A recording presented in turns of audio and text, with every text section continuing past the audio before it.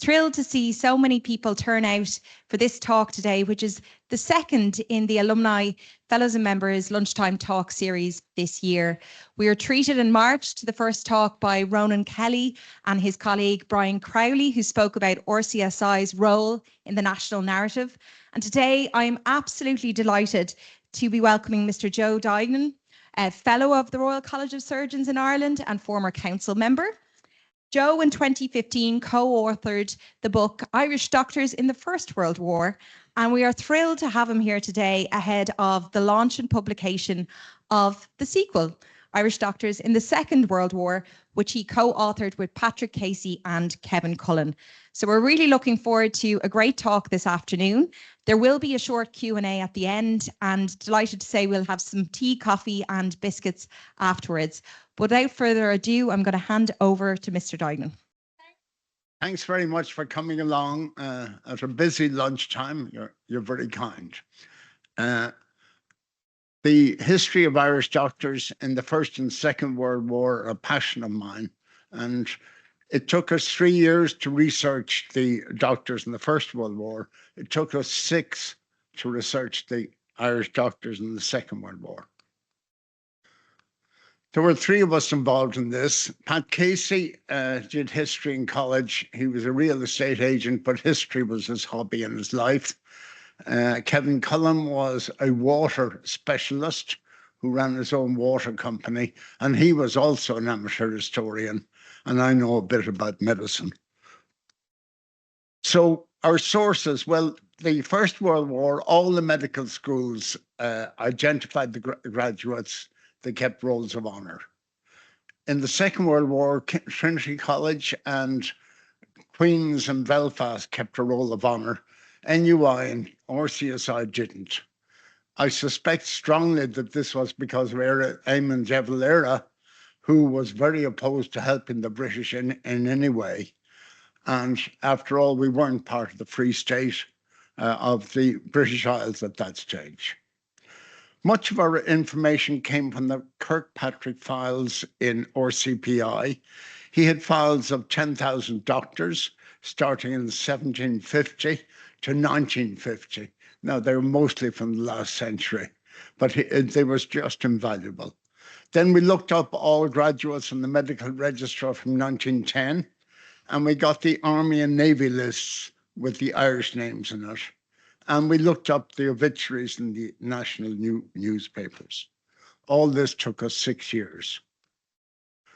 When we came here, we couldn't find a list of the students, but in the anatomy room, if you got past the stiffs, there's a plaque on the wall, which is in memory of the students and past students who gave their lives in the Second World War.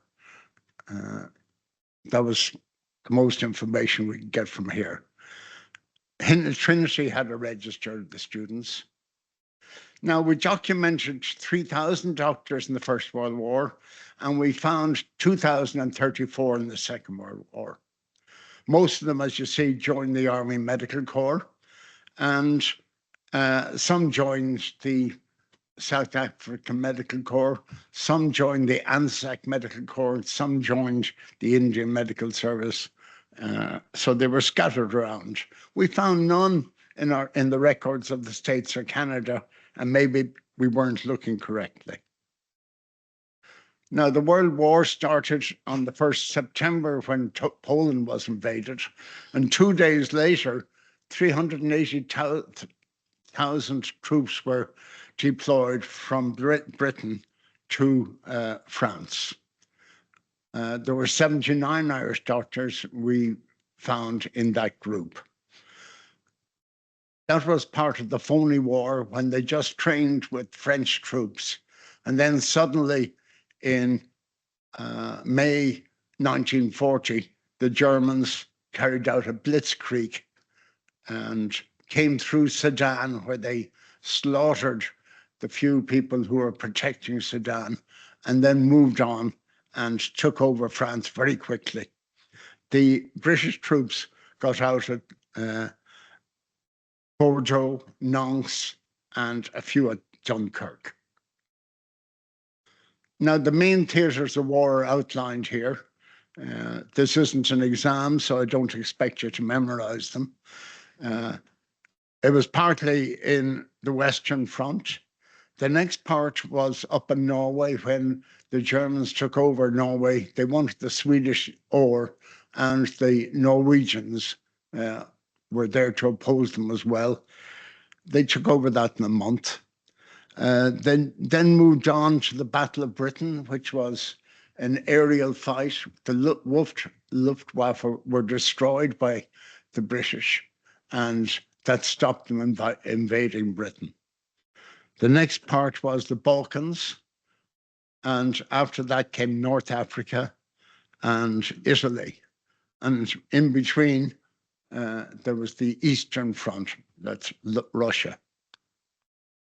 Now, in the Far East, in 1937, the Japanese invaded Manchuria, and I'm sure we've all heard about the Nanking Massacre, where they slaughtered men, women, and children, 300,000 of them in Nanking.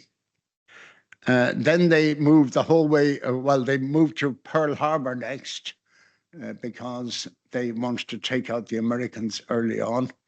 Foolish move. And the rest of the time, they took over gradually everywhere in the Pacific Ring, starting with Singapore, then Rangoon, then Burma, and they had it all sewn up at that stage. Now, medicine in the Second World War, triage was much quicker.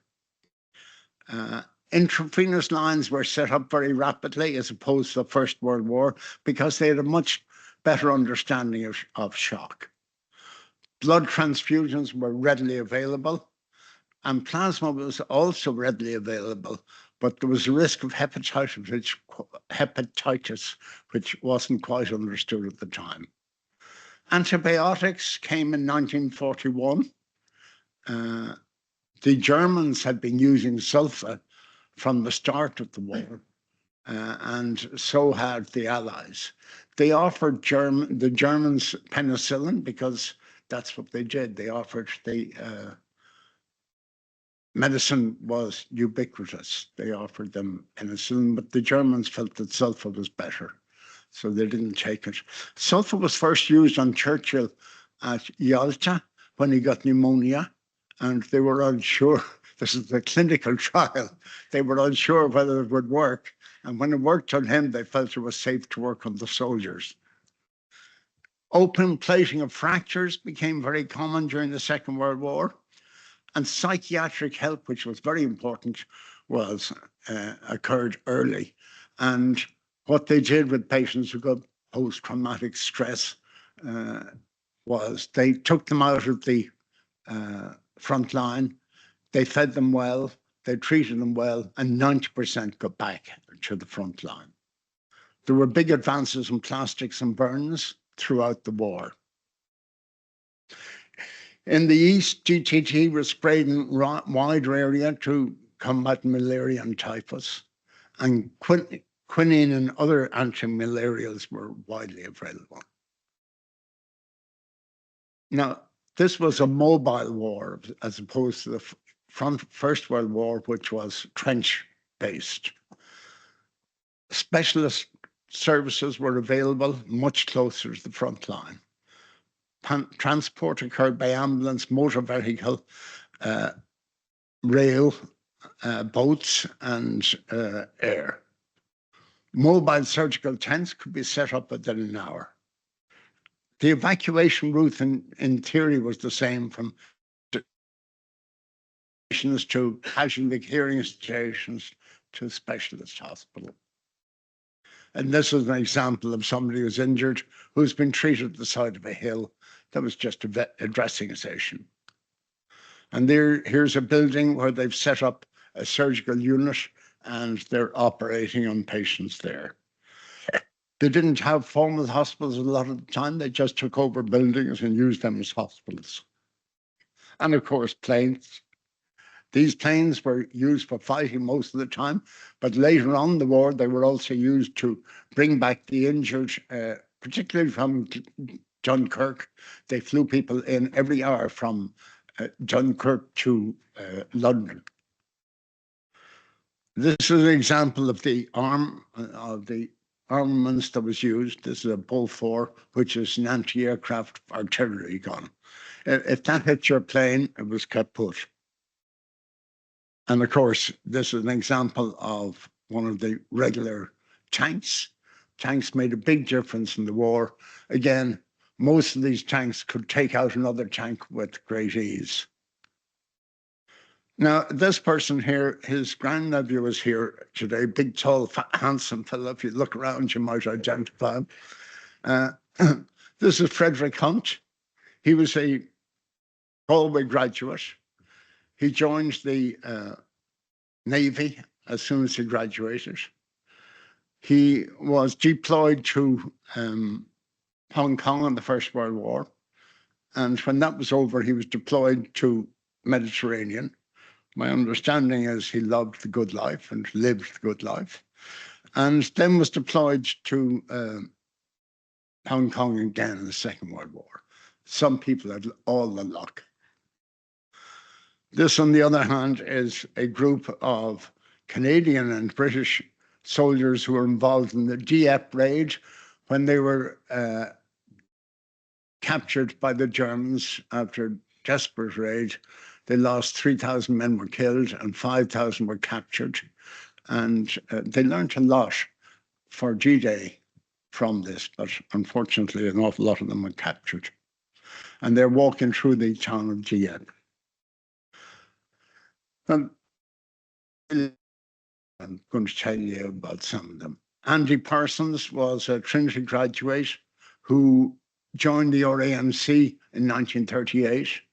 He was in the group which was deployed when the war started, and he was evacuated from Dunkirk in 1940. He was then involved in the North African campaign, winning a thigh injury in Alamein. But much more seriously, he had a bad injury in Anzio when they were landing. He had a sciatic nerve injury. He was flown to Cambridge, where the neurosurgeons reattached his sciatic nerve, but he was never properly mobile afterwards. He came back here to Dublin and worked in Patrick Dunn's, and then he emigrated to New Zealand, where he was leading a group of 24 missionaries, and they disappeared in a boat going off to one of the islands. This is the most famous person in the Second World War that we haven't heard about, and he's responsible for all of us eating better. He joined the RMC when he qualified. He was deployed to Africa until 1946, and he liked it so much he went back and stayed there for most of his professional career.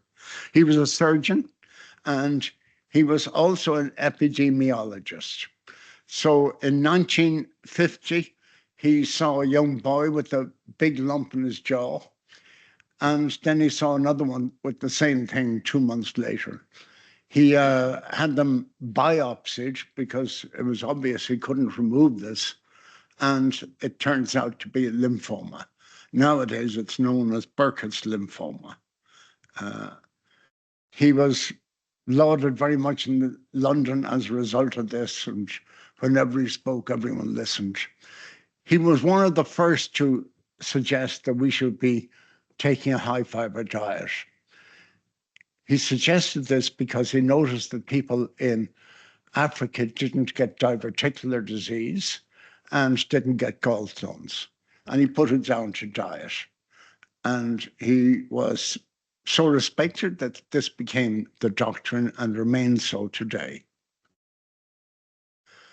Now, there are so many aspects of the Second World War that I can't cover them all. So I'm just going to talk about prisoner of war camps. There were 1,000 Nazi prisoner of war camps in Europe. And they had prisoners from Britain, USA, French, Polish, and Soviet military personnel. The Western Europeans and Americans were treated generally well. The food was terrible and quite short, but that was the way it was for the guards as well. The medical officers, they were all officers, the doctors, they were exempt from labor, but they could and often did treat their own patients. So they were in charge of the medical care for the prisoners, and indeed for many of the guards. That's part of the reason they were treated well. This was very different from the Nazi concentration camps, which were extermination camps. Ian Ferguson was an RCSI graduate who joined the Royal Navy as soon as he was graduated, but he was invalided because he got seasick. Then he joined the RAMC and finally the RAF. He was captured in Athens and became a prisoner of war, but he escaped. And when he was recaptured, he was sent to Colditz Castle, which was in Eastern Europe, and a very large castle where they could stop people from escaping. If you did escape, you had to swim across the Elbe to make a real escape. He was repatriated at the end of the war. Now, here's somebody we haven't heard of. He's the baldy chap in the middle. He's Robert Collis. Robert Collis and Nigel Kinnear were two medical doctors from Sir Patrick John's, who at the end of the war went with the Red Cross to Belsen. And Collis was responsible for saving so many kids from death because they were all malnourished, and the conventional wisdom was that you fed them up like turkeys. He was opposed to this. He thought that slow refeeding was much more important, and as a result, he saved many lives. As an aside, the lady on the extreme right, I think that's the proper one, was his nurse. And he became so infatuated with her that he left his wife and married her. And they came back to Ireland after the war and lived happily ever after, I'm told. I'm sorry, I don't need to talk about that. The prisoner of war camps in Japan were a different matter altogether, because the Japanese regarded anyone who surrendered beneath contempt, and there was no value in their lives. Eventually, as a result, they were treated very badly. Japan had signed the Geneva Convention of 1929, but didn't ratify it. Prisoner of wars were 7 times more liable to die in Japan than those who were captured in Europe. They had sadistic punishments, and these were handed out for the most minor infringements. Doctors were allowed to function, again, because they were short of doctors and they needed doctors. They practiced herbal medicine a lot of the time because of the shortage of medicines. Escape was almost impossible. A Western-looking person walking around Japan might be easily recognized and recaptured, and they would be shot. 23% of Allied prisoner of wars died, as opposed to 7% of European prisoners of war. Francis Partridge served in Malaya, and he was captured with the fall of Singapore in February 1942. Now, in Singapore, the Japanese went into the main hospital and they didn't shoot anyone. They bayoneted every person in the hospital and killed them all. Even in the operation theatre, they bayoneted the nurses, doctors, and patients. So he was captured and spent 3.5 years a prisoner of war. He had plenty of time to reflect on life. After the war, he went back to Belfast, and he was a cardiologist in the Royal Victoria Hospital in Belfast. And he is famous because he developed the mobile defibrillator, which was used on Lyndon Johnson after one of his rallies, and he was resuscitated, and that's what made his name.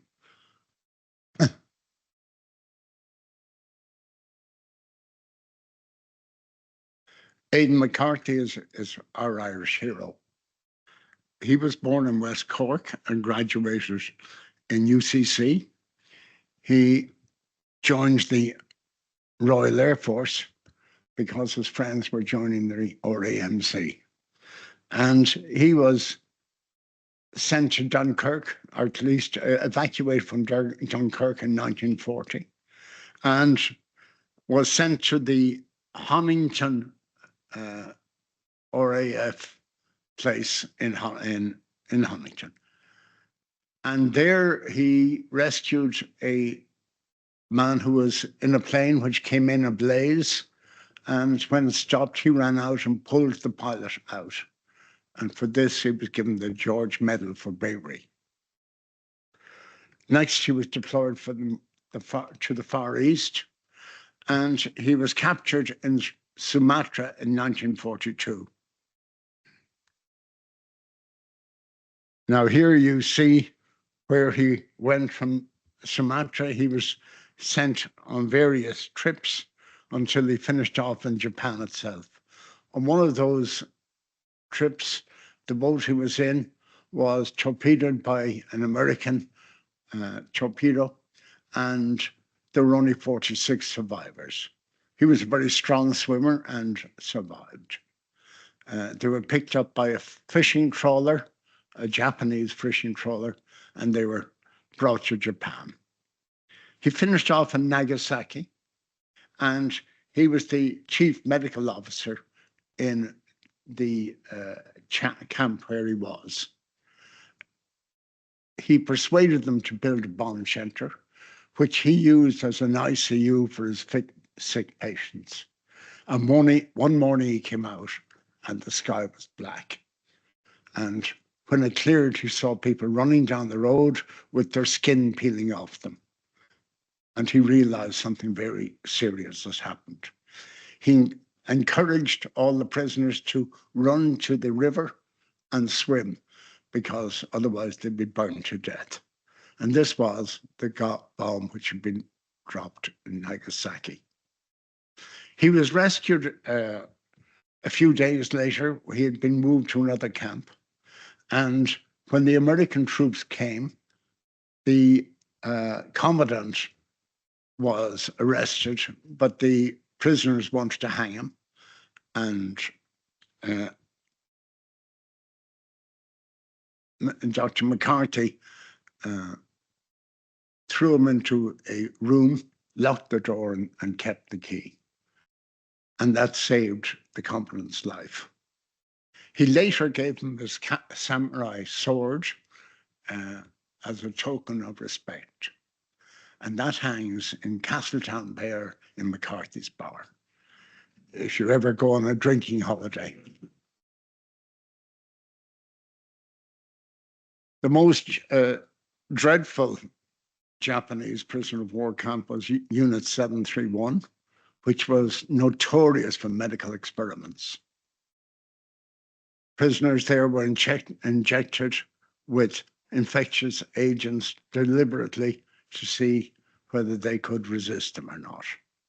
They were exposed to bombs designed to penetrate the skin with infectious particles. The vivisection was carried out while they were awake, and organ harvesting was carried out while they were awake. Amputation was also done while the prisoners were awake.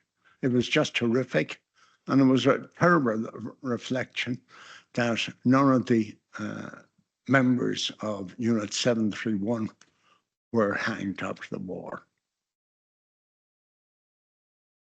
Now, to come back to home, Michael Farrell is, or was, an RCSI graduate who joined the Royal Navy when he qualified. He initially worked as a ship surgeon, and he was sent to Dunkirk, or to on the G-Day landings.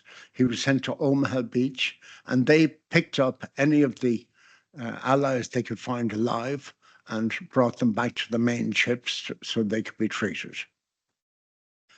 He was then deployed to Singapore as the port medical officer once Singapore surrendered. Now, after the war, he retired as surgeon as a public health officer in Leitrim, and his son became a renowned neurologist here in the college, who's just retired. Thank you for your attention. I can bore for Ireland on this subject, but I decided to let you off early today. Thank you.